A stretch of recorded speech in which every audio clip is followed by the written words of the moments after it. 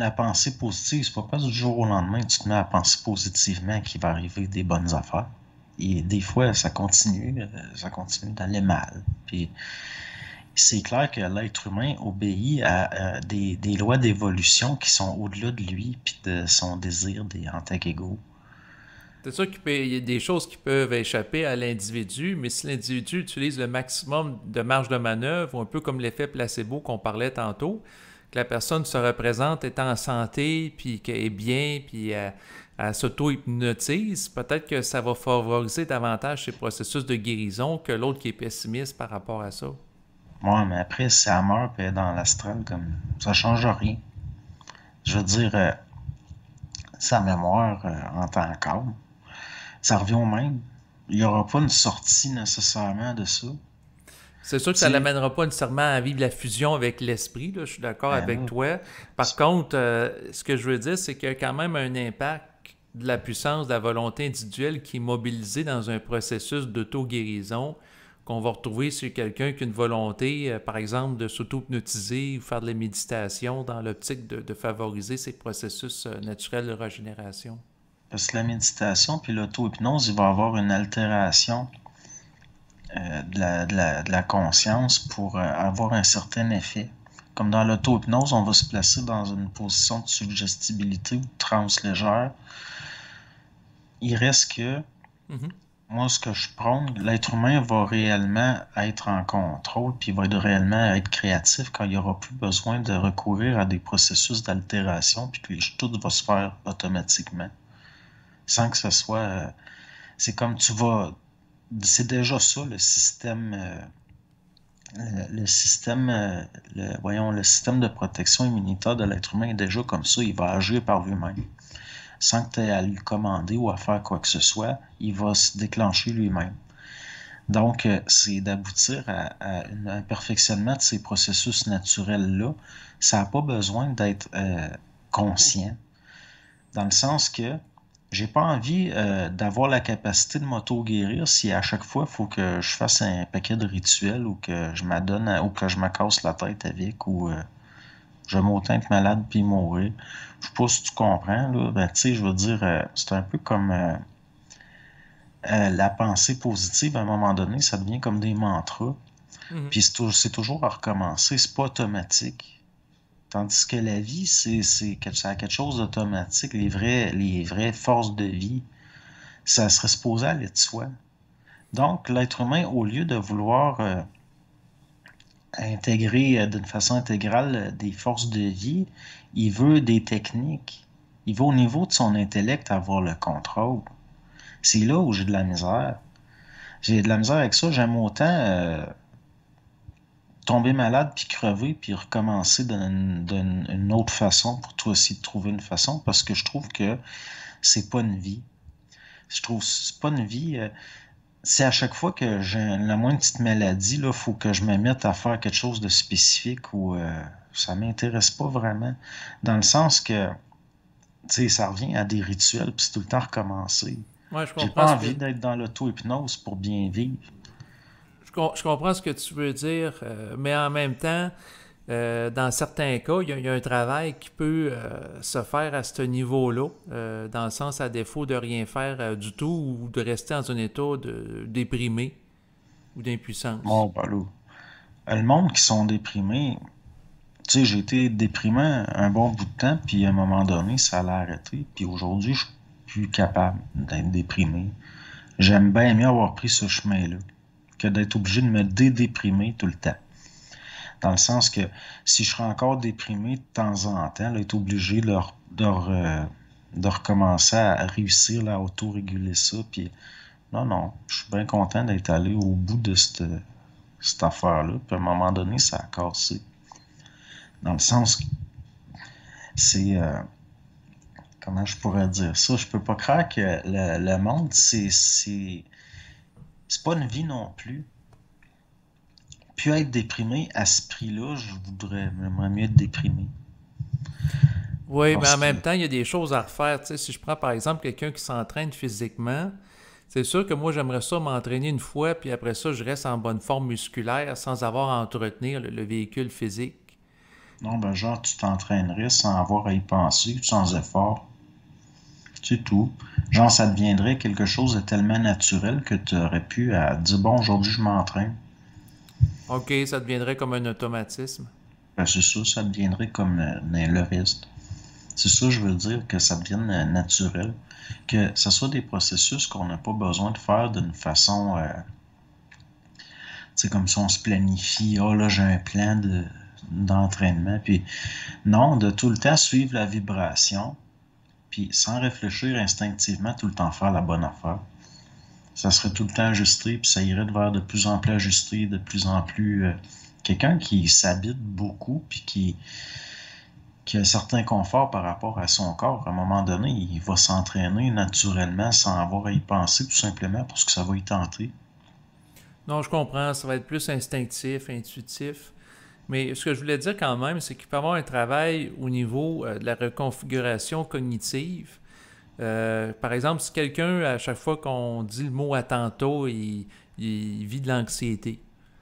Bon, ben, la personne qui va faire un travail pour dépolariser le mot attentat ou peu importe, pour plus que ça l'amène à une sécrétion massive de cortisol dans son organisme qui l'amène à connaître un stress, ben, il peut euh, modifier cette mécanique présente en lui, l'association mentale qui l'amène à sécréter massivement l'hormone du cortisol, pour l'amener à sécréter d'autres choses. Tu sais, quelqu'un qui va faire, par exemple, la prière, il y a un cerveau où il peut avoir des hormones qui donnent une impression d'extase, un peu comme quelqu'un qui a un orgasme, là, tu sais. Mais si on prend ton exemple, là, imagine quelqu'un que le fait que le mot attentat le rende anxieux, qu'il se rende compte d'une façon tellement intense que c'est enrageant pour lui parce que ça n'a pas de raison d'être, puis c'est nuisible, que juste le fait de le voir, ça ferait que ça n'a plus aucun effet, le mot. Puis comme ça, automatiquement, tout se défait, tout le temps à mesure que c'est vu. Le seul fait de comprendre le processus puis que ça lui nuit, ça Ouais, je l'éliminerait. comprends ce que tu veux dire dans le simple dévoilement. Donc, à ce moment-là, il n'y a pas besoin de reprogrammation pour compenser. Ben, je pense que c'est beaucoup plus rapide, c'est beaucoup plus efficace.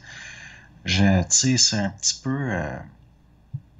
J'ai vécu vraiment des troubles d'insomnie pendant des années. Puis à un moment donné, j'étais tellement en colère de ça que maintenant je suis capable de m'endormir presque sur commande.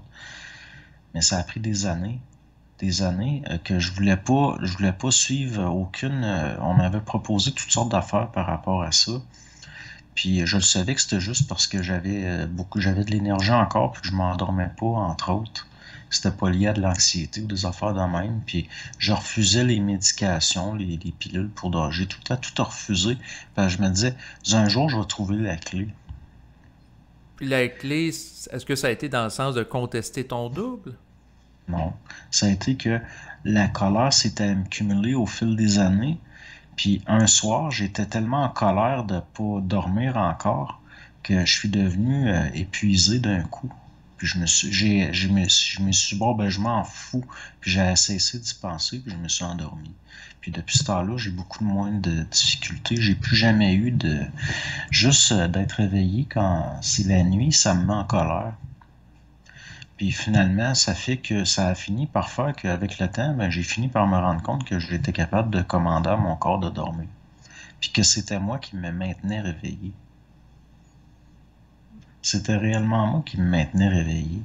Le problème, c'était le fait que je comprenais pas consciemment les processus de sommeil. Le sommeil, on tombe endormi d'un coup. C'est juste qu'on pense que c'est progressif, c'est pas vrai. On tombe endormi d'un coup. Il y a un phénomène OK. qui est progressif avant, Mhm. qui a une mise en condition qui fait qu'on va dormir, mais le sommeil, il arrive d'un coup, puis c'est tout le temps inconsciemment.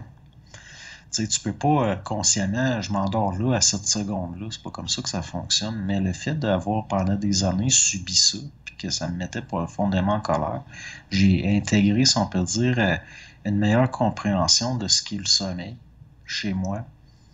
Puis maintenant, je le sais qu'aussi c'est venu avec la capacité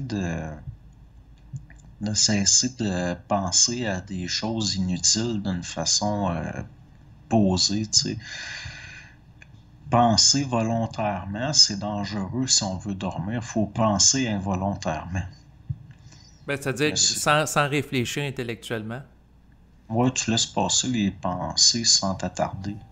Puis ça tourne en roue libre. Puis à un moment donné, Mais toi, ce que tu dis, c'est que tu peux te mettre en colère, puis je dors, là, tu sais, tu décides une affirmation vibratoire qui ouais. est faite, mais c'est parce que ça me fait penser un peu à Bernard de Montréal qui parlait de contester le double dans un état de colère mentale, ou que tu allumes un feu qui amène une manifestation particulière. Moi, contester le double, ce que ça fait, c'est juste que ça me le coupe. Dans le sens que je vais ressentir un vide un bout de temps, puis ça va pas nécessairement avoir l'effet que je veux. Parce que avec le temps, je me suis rendu compte tu sais, que je l'aime pas mon double. Je veux dire, si je me mets à contester d'une façon, ça va s'arranger pour que je me rende compte que j'avais tort. Puis tout ce qui me vient de contestation du double, ça finit tout le temps par se retourner contre mon ego. Fait Fait qu'autrement qu'avec le dit, temps, tu pars du principe que tout ce que fait le double, c'est intelligent. non, mais je donne pas d'importance. OK. Puis je le sais que c'est pas le double qui m'empêche de dormir.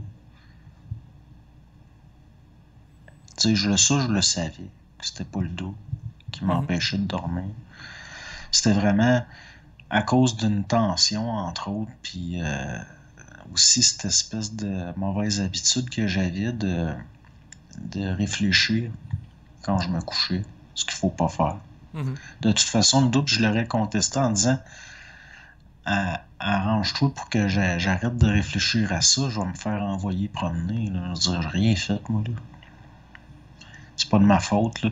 Ce qui circule dans ton pire esprit, ça n'a pas rapport avec moi, là. Il vient pas me mettre ça sur le dos. Ça n'a rien à voir, là. C'est toi qui active ta coque, là. Tu sais, c'est un Ouais, peu... autrement dit, l'astral, dans des termes occultes, toute ouais. pensée astrale.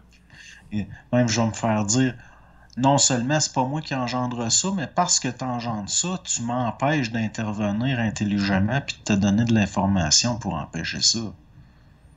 Viens pas me blâmer. Mhm. Tu sais, c'est un peu comme à un moment donné, la France voulait tomber en guerre avec la Hollande, puis les ambassadeurs français arrêtaient pas de dire aux Hollandais, mais avez-vous bientôt fini de cesser d'insulter la France? Puis les Hollandais étaient là, quoi? Qu'est-ce qu'on a fait? Qu'est-ce que vous nous reprochez? Puis les ambassadeurs français étaient là, cessez de nier, c'est insultant. Vous vous moquez de nous en faisant semblant de ne pas comprendre ce qu'on vous reproche. Puis finalement, à un moment donné, les Hollandais, après un bout de temps comme ça, ont fini par dire, on a beau avoir regardé tous nos agissements de toutes les façons possibles, on comprend pas ce que la France reproche à la Hollande. Puis c'est là que les ambassadeurs français ont dit, ça suffit, c'est la guerre. On décore la guerre à la Hollande, ça suffit, on peut plus tolérer ça. Mais dans le fond, c'est juste parce que la France voulait envahir la Hollande. C'est tout. Donc, c'est la même affaire, quand bien même que je dirais au double, que je m'opposerais au double sur tout ce qui m'arrive en disant, je vais me le faire dire. Je dis, ben oui, mais ça n'a pas rapport. Ça n'a rien à voir. T'auras beau me mettre ça sur le dos, ça n'a pas rapport avec moi. Le double, quand on s'astralise, puis qu'on réfléchit, puis tout, on se coupe d'avec. Mhm. Mais c'est le mouvement, il vient de l'ego. Après, le double, il est plus capable de... Quand quelqu'un est extrêmement anxieux, extrêmement stressé ou extrêmement pollué, le double, il est plus capable de communiquer avec, là. Non, non, je comprends, parce que la réflexion fait interférence, puis c'est un peu un cercle vicieux, parce que plus qu'elle réfléchit, moins elle peut capter la vibration subtile du double, puis c'est un peu comme un nuage qui fait obstacle à la perception des rayons du soleil. Ben oui, fait que là, si je me mettais à confronter le double, dire tu m'envoies des pensées qui m'empêchent de dormir, je vais me le faire dire que c'est pas vrai. En réalité, la nuance, ça serait plutôt de parler de confronter l'astralité. Ouais, ben là, l'affaire, c'est que la pollution dans l'ego, pour qu'elle elle se défasse, faut que l'ego, il se rende compte qu'il est subjectif. Dans le sens que Si j'avais pensé que c'était le double qui m'empêchait de dormir, je m'en serais jamais sorti. Tu sais, cette pensée-là aurait été vraiment une des pensées qui n'a pas d'allure. Avec le reste, là, ça aurait fait partie de la pollution. Mais là, à un moment donné, ce qui va finir par arriver, c'est que tu es tellement en colère, puis tu finis par te rendre compte, parce que tu n'as pas le choix, tu finis par te rendre compte que c'est toi le problème. Fait que dans le fond, tu te rends compte qu'il y a quelque chose que tu fais Mhm. qui engendre, puis tu arrêtes de le faire. C'est pour ça que l'affaire, je vais avoir de la pensée positive pour me garder en santé, puis tout. La santé va surtout être engendrée par la façon de vivre. Donc, Mais il y a je... l'état psychique aussi. Tu sais, je regardais les travaux du docteur Frédéric Salman. Il a écrit un livre, ça s'appelle La santé devant soi. Puis il était question que selon des recherches scientifiques, les gens qui sont optimistes ont tendance à vivre plus longtemps que les gens pessimistes. on gage-tu que moi, je pourrais faire une étude, puis on finirait par se rendre compte que les gens optimistes agissent d'une façon plus intelligente avec leur santé. Je suis persuadé que la santé influence la façon de penser, puis que la façon de penser influence la pensée, puis qu'au fond, il n'y a pas... C'est comme la poule puis l'œuf, là. Il n'y a pas Ouais. de... C'est les deux en même temps. Donc, c'est sûr que quelqu'un qui est plus optimiste, il va être porté à vivre d'une façon peut-être plus dynamique un peu. Il va être moins stressé aussi. Il va moins perdre d'énergie. Donc, c'est sûr que bon, en tout cas, que ça a un effet, là. Mais, tu sais, est-ce que les gens optimistes sont en meilleure santé parce qu'ils sont optimistes? Moi, je pense qu'en étant en meilleure santé, tu vas être plus porté à être optimiste. En étant plus optimiste, tu es porté à être plus en santé. Mais du monde de pessimistes qui ont vécu vieux, j'en ai vu, puis du monde Oui, de oui, bonne ça humeur. peut exister aussi, mais lui, c'était en fonction, en général, là, sur des Ouais. populations. Je sais pas si on regarde ça au niveau statistique, là. Mais en tout cas, moi, ce que je trouvais intéressant quand même dans son propos, C'est c'était la sûr. volonté de vivre des gens, dans le sens que la personne qui a un sens dans sa vie, mais comme il dit, puis ça, c'est des études scientifiques, c'est pas juste lui, j'avais déjà vu ça ailleurs, que les gens qui croient en Dieu vont vivre 7 ans de plus en général que les gens qui n'ont pas de sens à leur vie ou qui croient en rien. Ben, c'est sûr. Les gens qui croient pas en Dieu sont dans l'anxiété existentielle, au fond. C'est ça. Ben là, c'est sûr que ça agit sur le système nerveux, que ça fait un stress de plus. C'est pour ça que c'est comme là, à un moment donné, il va falloir regarder ça. La différence entre quelqu'un qui a la foi et quelqu'un qui croit en Dieu, c'est pas pareil.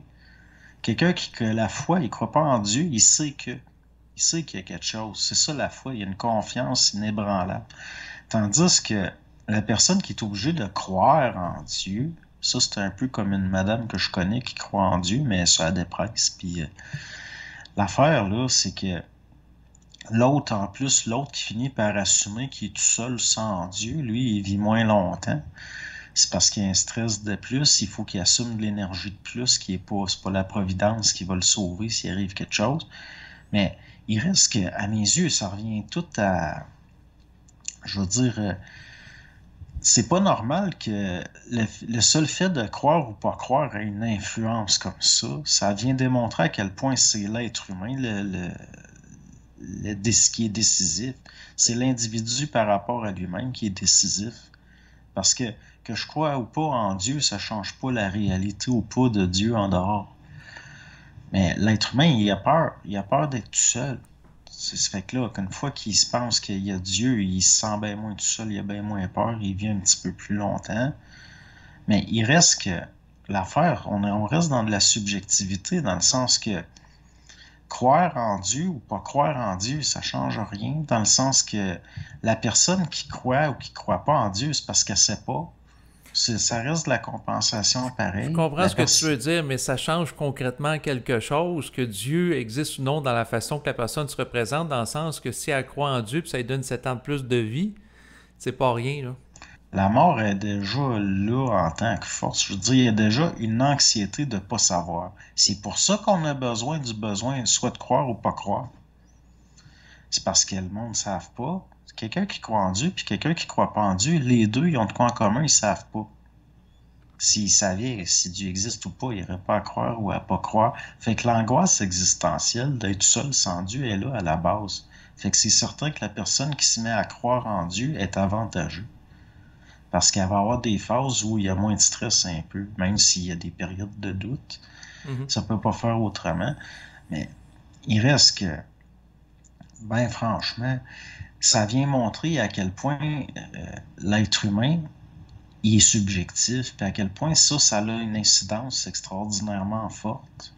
Parce que, au fond, là, c'est certain que il y avait une femme avec qui j'avais discuté, elle m'avait raconté qu'elle était allée dans un lac, ben, une espèce de rivière, puis il y avait des rapides, puis à un moment donné, elle pensait qu'elle allait mourir parce qu'elle était emportée par les rapides, puis elle s'est mise à paniquer, puis à un moment donné, elle était tellement certaine qu'elle allait mourir qu'elle a comme lâché prise, puis elle a dit « bon, ben, coudonc ». Puis elle m'avait expliqué qu'elle avait ressenti à ce moment-là un profond sentiment de bien-être. Mhm. Parce que, enfin, tu sais, il n'y a plus rien qui avait d'importance. Puis c'est pour ça qu'au niveau subtil de l'énergie, les gens ne se rendent pas compte à quel point c'est psychologiquement de donner de l'importance ou pas à quelque chose, à quel point ça joue sur l'énergie. C'est sûr que quelqu'un qui ne croit pas en Dieu puis qui pense que c'est le néant, après, c'est sûr qu'il perd plus d'énergie. Ben, il risque de faire de l'anxiété régulièrement dans le quotidien.